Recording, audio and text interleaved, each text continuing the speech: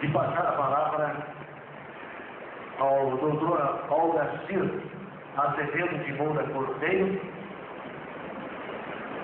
que discorrerá sobre o tema advogados, juízes e promotores.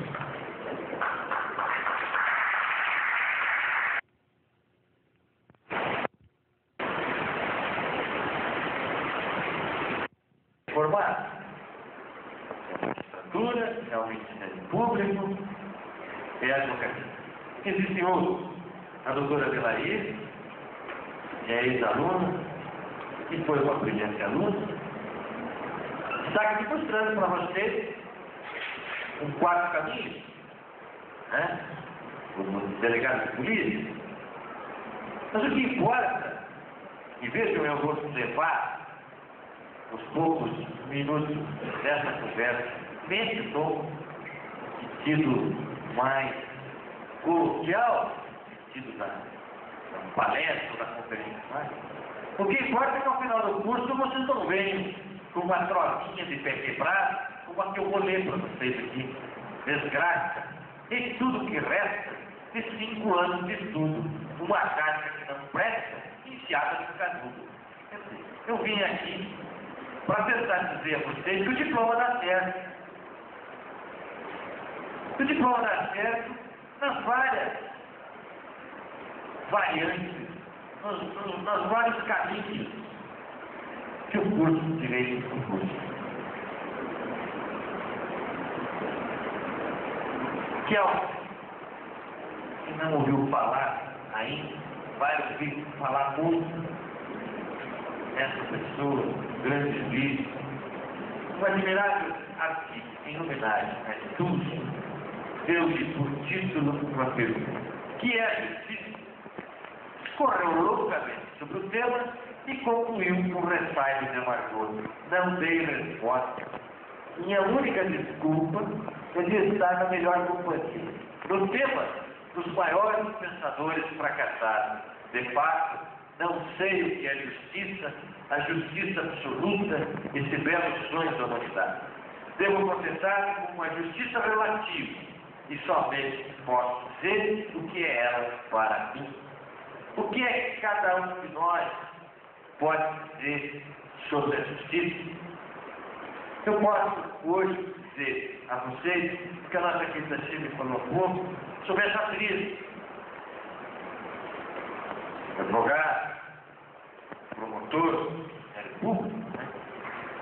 E o magistrado vem a realizar o que nós entendemos por justiça dos homens. Com as limitações que cada um de vocês pode imaginar, pelo simples fato de tratar de uma justiça. Então, o que vale mais? O juiz de direito, ele representa e que detém uma parcela dos poderes da República, o Ministério Público, eles dizem por aí, com essa enorme força que ganhou com a Constituição de Deus, é o quarto poder. O advogado, não, o advogado também é poder, sem o poder de criação do advogado, né? Não haverá atuação do Estado juiz. Juízes, advogados, promotores de justiça, todos caminhando juntos com esse objetivo de que o Estado juiz entregue a cada um que é seu. Vou lembrar uma história bem antiga. É a história da magistratura alemã, segundo uma lenda há pouco relembrada no Brasil, há muitos anos depois. Conta-se que Frederico o Grande, rei da Prússia, decidiu aumentar as fronteiras de um palácio, o Palácio de Raciocínio. Determinou a um dos seus familiares que procurasse um vizinho, propondo-lhe a compra das suas terras, onde esse vizinho cuidava muito. O moleiro disse que não vendia. E que se Frederico o Grande quisesse saber, ele ia perguntar a ele por si. O monarca ficou impressionado com a ousadia do moleiro, se dirigiu ao moinho e disse a ele: o senhor sabe que se eu quiser, eu pego essas terras? Ele disse: poderia, não houvesse juízes em Berlim. Essa história, ou essa lenda, é contada geração por geração para explicar a força da magistratura, o poder do juiz lá na distância alemã. E do promotor de justiça, o que dizer dele? Dá para lembrar as ordenações. Acho que todos vocês ouviram falar das ordenações, né? Nas ordenações manualistas estava assim: o promotor de justiça deve ser letrado e bem entendido, para saber expressar e alegar as causas e razões, e para a luta de clareza e justiça delas convém. Letrado e experto, o Ministério Público, dotado de poder, o juiz, temos ainda a figura do advogado. E é sobre ele que eu vou falar mais, afinal de contas, eu sou advogado. E, na verdade, o advogado trata de união entre a vida real e a justiça. É o advogado aquele que leva ao estado de juízo o conflito das pessoas, que leva o inconformismo das pessoas, seja na falta de convivência salutar, seja na má aplicação das normas básicas de administração do governo.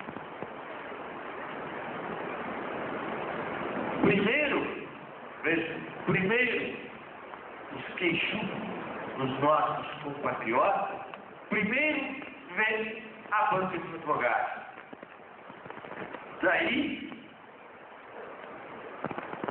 o gabinete do juiz, depois a Roma, a história do Brasil conta isso. Advogado há de pautar sua atuação, estudo, preparo, na lhaneza da requinte. Não vai ser advogado com A maiúsculo, o mercantilista que confunde o vademecum com o conta-corrente. Há de pensar sempre no defensor do direito, da legalidade e, sobretudo, da justiça. Liberdade, ela incluindo a independência, direito e justiça, perpassa o que podemos chamar de trindade humana.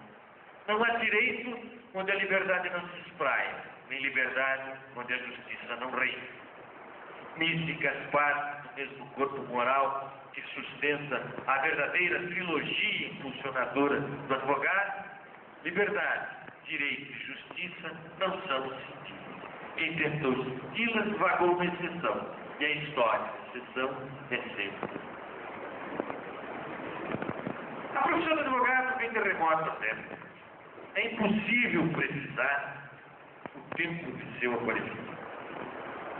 Nos primeiros tempos, a defesa era encargo de um parente ou um amigo do acusado. A coragem ou o saber geral era a força do improvisado defensor. Quem teria sido o primeiro advogado? Moisés, defendendo o povo hebreu da opressão faraônica. O padroeiro do advogado é Santo Ivo, mas a Bíblia contém relatos de verdadeira atividade de advocacia. Um exemplo, Tobias. Conta-se que na cidade de Sipié, no reino de Israel, ao norte da Galileia, viviam Tobias, sua mulher Ana e Tobias. O velho Tobias atravessava dificuldades, quase cego, mandou ao filho que fosse a Ragé, na Média, e procurasse um judeu chamado Gabael, a quem emprestara 10 talentos de prata. Hoje teríamos aí a figura do mandato para a cobrança de mútuo. Tobias, o filho, se foi, portanto, um documento assinado pelo pai e outro assinado por Gabael, confessando a dívida. Auxiliado pelo anjo Rafael, Tobias encontrou Gabael, recebeu os 10 talentos, casou com Sara, apanhou o remédio para a cegueira do pai e, prestando conta, entregou o dinheiro. Tobias, o filho, foi advogado do seu pai.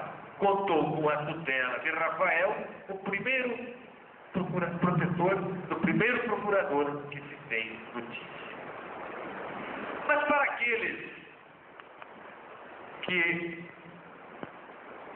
da Bíblia eu gosto, existem outras formas de lembrar que o advogado sempre admitiu-se a Grécia por ver sua advocacia.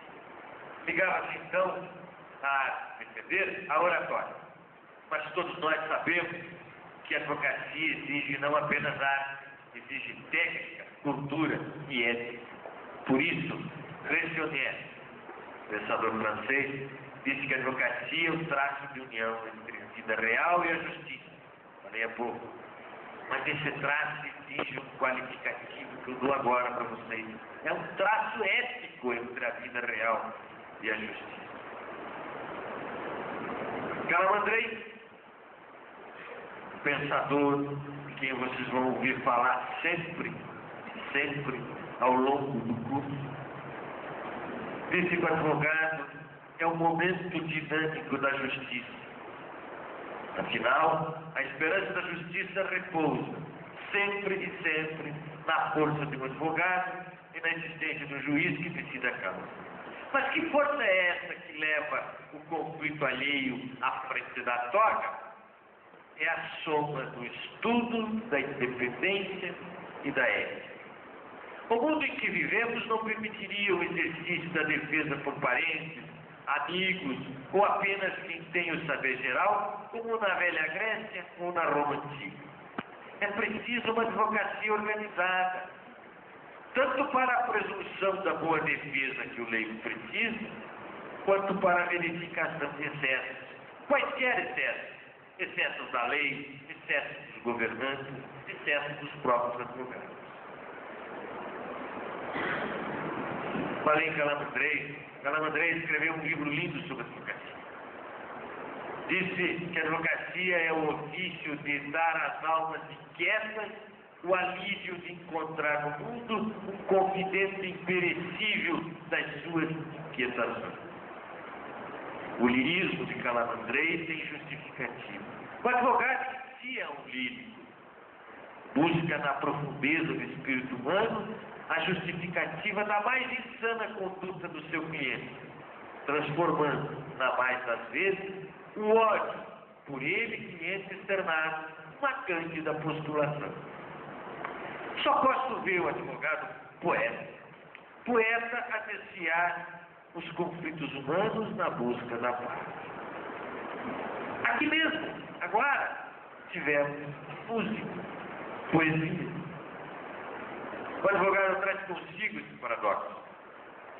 Na tenacidade da defesa, quem o procurou se torna o mais perfeito condutor da paz. A paz é a verdadeira razão do processo judicial. É por isso que não percebo, eu não enxergo, não vislumbro, não conheço o famigerado despachante forense, que limita-se à insossa tarefa de encaminhar papéis para o juiz decidir. Esse, no mero sentido mecânico da força bruta, conta páginas e dinheiro, mas não conta a vida do direito. O que se espera do estudante do direito, do acadêmico do direito, é que se ele trilhar o caminho da advocacia, o nobre caminho da advocacia, seja advogado, com A maiúsculo, e não, o que eu disse há pouco, despachante forense. como nos bancos escolares, colar a petição do outro, chegar no cartório e dizer, olha, tem uma Santos do Café para entrar, tem alguma aí? E presta aqui que eu vou copiar. Né?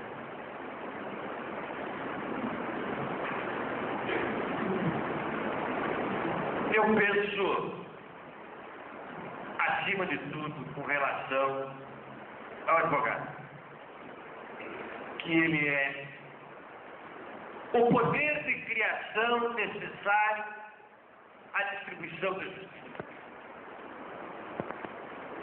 Por si só, o litigante não chega ao judiciário. Constituição da República diz que o advogado é indispensável à administração da justiça e não o diz apenas para proclamar. Né?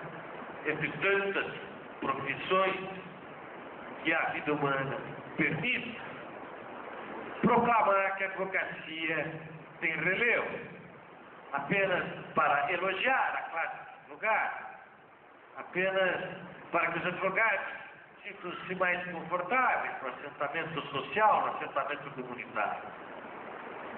É porque sem advogado não haverá jamais a postulação correta. É porque sem advogado não será possível, então, ao Estado juiz cumprir a sua tarefa maior, que é a de distribuir justiça. Eu escutei os reclamos da Chile. Chile reclamou de várias coisas. Reclamou, por exemplo, da morosidade da justiça. Quem são os culpados? Os juízes? Advogados? É o Ministério Público? Não. Infelizmente, o que existe é uma desgraçada união dos três poderes desse Estado, no sentido de não compreenderem a necessidade social, no respeitante aos seus conflitos. Não permitem que o judiciário entregue a cada um o que é seu. Eu moro em Curitiba, eu dou aula em Curitiba, eu advogo em Curitiba. A última reforma que se fez na comarca de Curitiba para criar vara foi em abril de 1978. Nós estamos em 1985, 85 está chegando. São quase 20 anos que não se criam varas cíveis, criminais, de família, etc., na comarca da capital. E o que é isso? É a absoluta falta de sensibilidade para essa questão social, porque é uma questão social. Eu conversava com o professor Rossi hoje aqui, perguntava, o que é que tem mais aqui na comarca de Jacarezinho? Ele me dizia, o que tem mais aqui é direito de família. Imagina, ocorre em Jacarezinho a mesma coisa que se dá no resto do país. Há uma necessidade absoluta do Estado acompanhar esse aumento efetivo, né, e não desprezível de litígios. Litígios que ocorrem não apenas na área do direito de família, e creio que amanhã o professor Paulo Henrique fala do direito de família, mas em todas as áreas do direito. Isso interessa a vocês e interessa a nós. Interessa, na verdade, a todos. É um problema social que exige pronta sanação, pronta intervenção. Precisamos de tantos juízes, né, quanto for, né, o aumento progressivo da litigiosidade. Se está contendo a litigiosidade, se está impedindo a parte de si reclamar o seu direito de dois modos: custas caras e falta de juízo. Até alguns anos atrás, se dizia que o povo não comparecia